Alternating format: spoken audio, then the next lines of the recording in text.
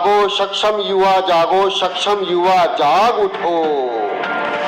आज हरियाणा सक्षम यूनियन के सदस्यों द्वारा अंबाला के उपायुक्त कार्यालय पर अपनी मांगों को लेकर प्रदर्शन किया गया। इस दौरान युवाओं द्वारा हरियाणा सरकार के विरोध में जमकर नारेबाजी की गई। वहीं सक्षम युवाओं ने अपनी मांगों को लेकर एक ज्ञापन मुख्यमंत्री हरियाणा के नाम भी सीटीएम अंबाला को सौंपा। हरियाणा सक्षम यूनियन का कहना है कि सरकार द्वारा सक्षम योजना में अधिकतम 3 साल व 35 वर्ष आयु तक काम करने का प्रावधान किया गया है, जिसे खत्म करने के लिए आज यूनियन ने प्रदर्शन कर मुख्यमंत्री के नाम ज्ञापन सौंपा है।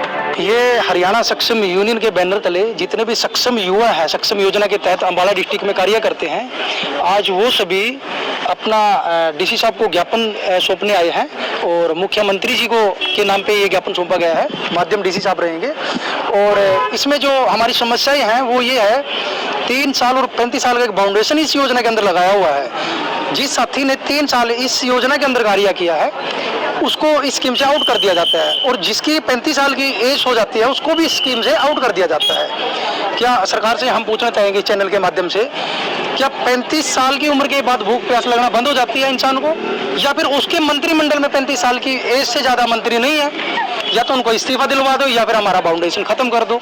इसके साथ अगर सरकार हमारा 3 और 35 साल का बाउंडेशन खत्म नहीं कर सकती, न्यूनतम वेतन हमें नहीं दे सकती, तो जो रोजगार कौशल योजना में हमें एक्स्ट्रा नंबर देने का प्रावधान किया है, एक उसका एक्सपीरियंस लेटर हमें इशू कराया जाए जहाँ पे हमने कार्य किया है। साथ में एक्सपीरियंस लेटर इशू कराने के बाद हमें किसी भी मापदंड के तहत नहीं लिया जाए, हमें डायरेक्ट ही रोजगार कौशल योजना में एडजस्ट किया जाए, जो सरकार की अभी योजना लॉन्च हुई है। मेरी एज 35 साल नहीं हुई लेकिन मैं रिलीव हो गई हूँ, तो मैंने 3 साल काम कर लिया, तो क्या मेरा यूज नहीं रह जाता सरकार के लिए? सरकार मेरी एजुकेशन का कोई यूज नहीं कर सकती अपने काम में, तो ये गलत है।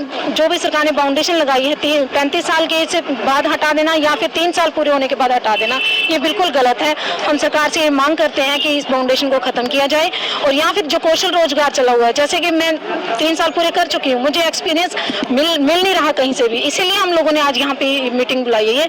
तो हमें या तो एक्सपीरियंस देना चाहिए या बिना शर्त के हमें कौशल रोजगार में जगह दी जाए, और या फिर हमारी 3 और 35 की बाउंडेशन को खत्म करके हमें, और हमारी सैलरी को जो बिल्कुल कम है 6000 है, वो एक न्यूनतम वेतन जो सरकारी कर्मचारियों को दिया जाता है इतना हमें भी दिया जाए, ताकि हम भी अपने परिवार का पालन पोषण कर सकें। हम भी फैमिली वाले हैं, हमारे बच्चे भी स्कूल में जाते हैं। आजकल सरकार को पता है कि स्कूल की फीस क्या है, बच्चों का खर्चा क्या है। हम लोग 6000 में अपने घर का कुछ भी नहीं चला पाते। हमारी सैलरी भी बढ़ाई जाए और हमारा काम भी बढ़ाया जाए। तो मेरी एज 32 है, क्या मैं सरकार के लिए कोई काम करने के लायक नहीं हूँ? और हमारी मतलब मेन मांग यही है कि हमें रोजगार दिलवाया जाए। अब 31 के बाद मैं बाहर हूँ, अब हमारे पास मतलब रोजगार कोई नहीं है, अब हमें रोजगार दिलवाया जाए, सक्षम में ही दिलवाया जाए या रोजगार कौशल में दिलवाया जाए।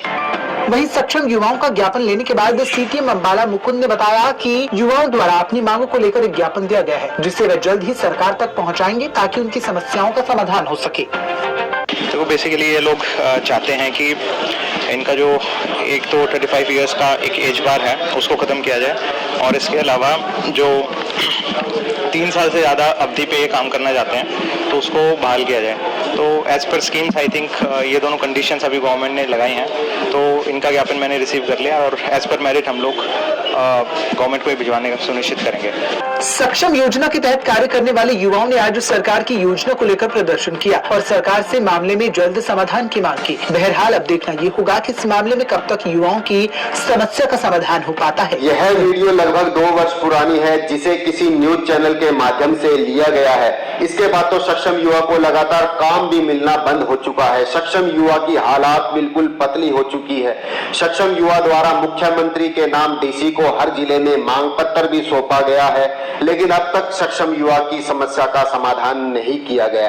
अतः सक्षम युवा जागो। हरियाणा का बेरोजगार सक्षम युवा सहमा हुआ है, ना तो उसे लगभग 1 साल से काम मिला है, और सभी पार्टियां हैं जो भाजपा है या कांग्रेस है, भाजपा और कांग्रेस के द्वारा सिर्फ ये बात पे जोर दिया जाता है कि बुजुर्गों की पेंशन बढ़ाई जाए, युवाओं पर कोई विचार नहीं किया जाता, बेरोजगारी भत्ता नहीं बढ़ाया जाता। तो जी आपकी पार्टी के द्वारा आगामी क्या रहेगा युवा के लिए? हमारा मैनिफेस्टो आएगा, उसको पढ़ना। हमने फैसला किया हुआ है कि हमारा युवा जो पलायन करके विदेश जाए उसके लिए हम अच्छी नीति बनाएंगे, अच्छी योजनाएं बनाएंगे। हम अपने बच्चों को रोजगार देंगे, यहीं पे काम देंगे। हर घर से एक पढ़े लिखे नौजवान को उसकी योग्यता के मुताबिक नौकरी देंगे। नौकरी से वंचित रह जाएगा उसको 21,000 रुपया बेरोजगारी भत्ता देंगे।